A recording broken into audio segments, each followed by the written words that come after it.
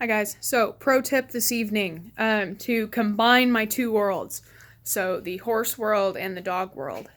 So something that I've had a lot of success with, but what a lot of people with dogs and not livestock might not think about for using with dogs is electric fencing. So with livestock, electric fencing is pretty much a must, because livestock will push on fences, horses will graze underneath fences to get to grass on the other side, and then if it's not electric, they're gonna accidentally end up on the other side where the grass is.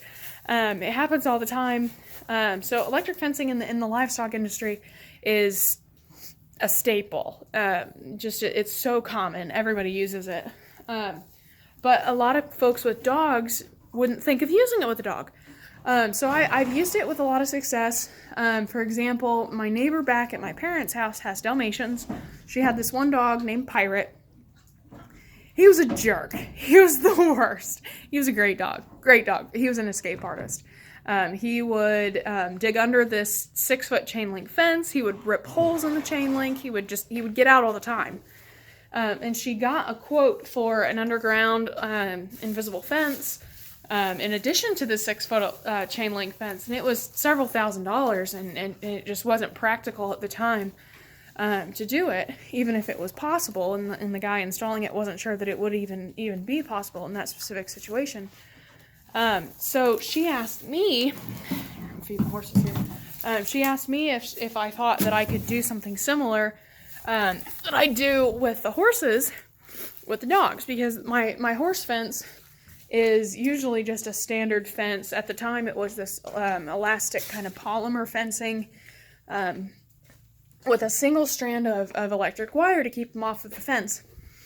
So I was like, sure, yeah, we can try it. So we went and bought some stuff for it, and ended up putting a strand of poly wire, which is like plastic polymer wire with little tiny metal wires in it, to carry the current, but it's not as strong as like a high tensile wire, so like if it gets caught on something, it'll just break without causing the animal any damage. So we went and bought that, and we put a strand of poly wire about a foot off of the bottom of that fence. And we bought this fence charger that was real low power. It was for pets and chickens and things, nowhere near like a cattle charger or something you would use with full-size livestock. And it worked great, and it was maybe $150, $200 max to contain her dog, and even if it was possible to do the invisible fence, it was going to be several grand. So it was an easy answer. It was no-brainer. And after a couple weeks, she didn't even have to turn the fence on anymore, because that dog knew that if he touched it, he was going to get bit, essentially. And that's what the dog thought. So it worked really well. And I actually use it here.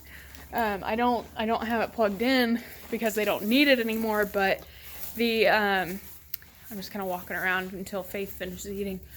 But the dog run that I use now as a dog run used to be a chicken coop. So it just has welded wire fencing secured to a 2x6 along the ground. So if a dog got a mind to, they could easily dig out. And I wasn't sure if Abe or a new dog at the time, I hadn't gotten Sky yet, would ever dig. So I put up the electric fence along the bottom with that same pet fence charger, not high power at all, just to keep them from digging out. I don't use it anymore because these dogs don't dig, but very inexpensive way to kind of have an insurance policy, which is very good for your peace of mind. So something that you might not think about if you have dogs but not livestock. So if you have a dog that likes to dig at fences, or likes to stand up on his hind legs and put his paws on the fence and try to jump out or something, there's a lot to be gained by exploring the option of electric fence. So just something to think about. Long-winded story to get to the moral of consider electric fencing if you haven't. If you have any questions or want to talk about it, let me know.